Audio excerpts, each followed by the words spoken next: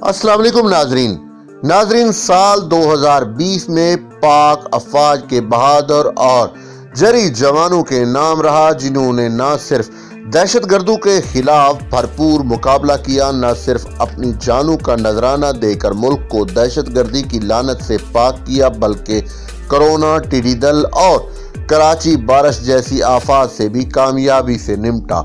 ناظرین، مزید تفصیلات بتانے سے پہلے گزارش ہے کہ آپ نے ہمارے یوٹیوب چینل گھوم جا کو ابھی تک سبسکرائب نہیں کیا تو برائے مہربانی سے سبسکرائب کر لیجئے اور نیچے گھنٹی کے بٹن کو دبا دیجئے۔ ناظرین، الحمدللہ 2020 میں دہشت گردی کے واقعات میں 30% کمی آئی، 2 خودکش حملے ہوئے، 228 دہشت گرد مارے گئے۔ سال 2020 میں پاک فوج نے اندرونی و بیرونی چیلنجز کا مقابلہ کرنے کے ساتھ ساتھ اہم دفاعی اہداف حاصل کیے۔ سمندروں کی نگہبانی: پاک بحریہ نے سال 2020 کے دوران جنگی مشقوں کے ساتھ دفاعی صلاحیتوں میں نمایاں اضافہ کیا۔ مشق سیز پارک میں پاک بحریہ کے ساتھ پاک آرمی، پاک ایئر فورس نے بھی شرکت کی۔ اسی سال دسمبر میں پاک بحریہ نے 9ویں مرتبہ کمبائنڈ ٹاسک 151 کی کمانڈ بھی سنبھالی۔ پاک بحریہ کے لیے جدید ٹیکنالوجی سے لیس جہازوں اور آلات کے حصول کا سلسلہ بھی جاری ہے۔ پاکستان کی سمندری حدود، بالخصوص ساحلی پٹی کی نگرانی کے لیے نئے میری ٹائم پیٹرول ایئر کرافٹ اور ڈرون کا اضافہ کیا گیا۔ پہلے ٹائپ 54 الفا فریگیٹ جہاز کی لانچنگ کے ساتھ دوسرے جہاز کی تیاری کا عمل بھی تیزی سے جاری ہے۔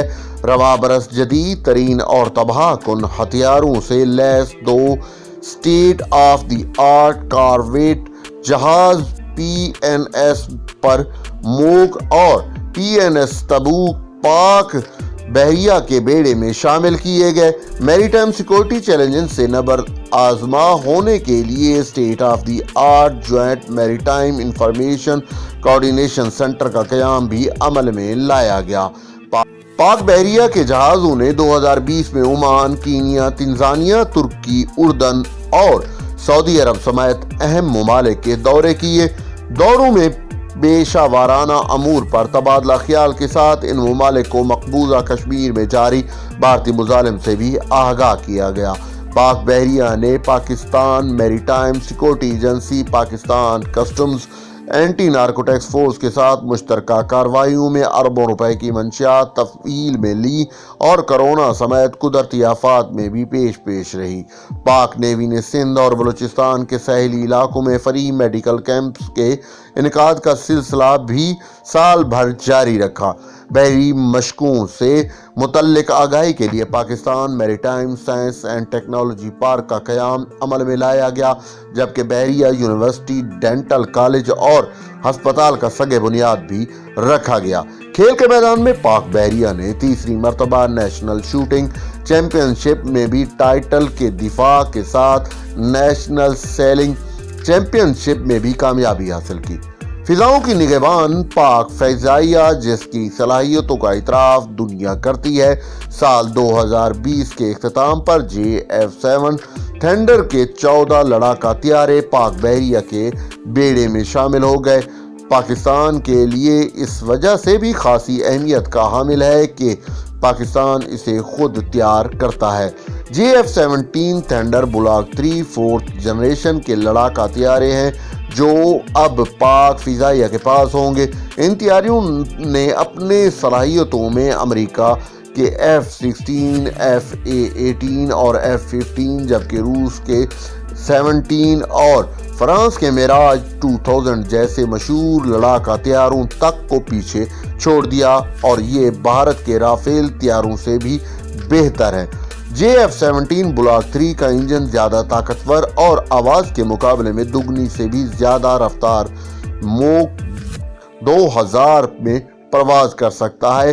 اس میں خاص قسم کے کم وزن لیکن مضبوط مادے استعمال کیے گئے ہیں جو ایک طرف سے اس کا مجموعی وزن زیادہ بڑھنے نہیں دیتے جبکہ دوسری جانب اسے دشمن کے ریڈار کی نظروں سے بچنے میں بھی مدد ملتی ہے۔ JF-17 بلاک 3 ایسے جدید ترین ریڈار AESA ریڈار سے بھی لیس ہے جسے جام کرنا دشمن کی فضائی دفاعی نظام ایئر ڈیفنس سسٹم کے انتہائی مشکل ہے۔ پیلٹ کا ہیلمٹ جدید ٹیکنالوجی کا شاہکار ہے جو طیارے کے اطراف سے بہتر واقفیت کے علاوہ ہتھیاروں پر بہترین کنٹرول کی صلاحیت میں مدد کرتا ہے۔ JF-17 کی جدید ماڈل کے بعد دنیا کا جدید ترین جنگی ڈرون بھی پاک فضائیہ کا حصہ بننے کو تیار ہیں۔ چین سے کیے گئے دفاعی معاہدے کے تحت پاکستان کو 50 بمبارڈ ڈرون موصول ہو گئے ہیں۔ ڈرونز کے ذریعے سرحدوں کی نگرانی مزید مؤثر ہو جائے گی۔ تفصیلات کے مطابق پاکستان کی جانب سے اپنی دفاعی صلاحیتوں میں اضافے اور بھارت کے خطرے کا مقابلہ کرنے کے لیے اہم فیصلہ کیا گیا ہے۔ امریکہ اور بھارت کے درمیان جنگی ڈرونز کی فراہمی کے معاہدے کے بعد پاکستان نے بھی دوست پڑوسی ملک چین سے جدید جنگی ڈرونز خریدنے کا فیصلہ کیا ہے۔ پاکستان کی جانب سے جدید ونگ لانگ 2 جنگی ڈرونز خریدے جائیں گے۔ یہ ڈرونز جدید میزائلوں اور دیگر ٹیکنالوجی سے لیس ہو کر پرواز کر سکتے ہیں۔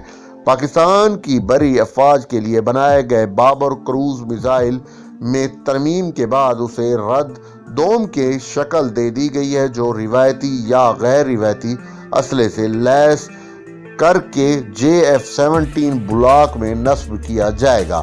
رد دوم 600 کلومیٹر کے فاصلے پر اپنے ہدف کو نشانہ بنا سکتا ہے۔ میزائل فضا سے زمین اور سمندر پر مار کرنے کی صلاحیت رکھتے ہیں۔ کروز میزائل رد خشکی اور سمندر کی سطح پر مار کر سکتا ہے۔